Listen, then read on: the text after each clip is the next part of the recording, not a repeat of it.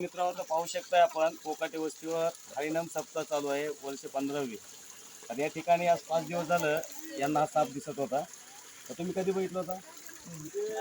3 दिवस झालं बघत आम्ही 4 दिवस झालं आजचा चौथा दिवस न मारता म्हणजे यांची मनस्थिती न मारता वाचवण्याचा प्रयत्न केला।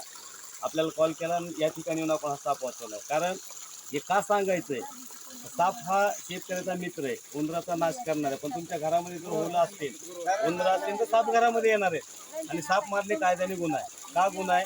तर आज सापापासून औषध गोळ्या आणि विष हे पूर्ण जे आहे भूल ही सापाच्या विषयापासून तयार आहे। साप मारणे कायद्याने गुन्हा आहे, साप कोणी मारू नये।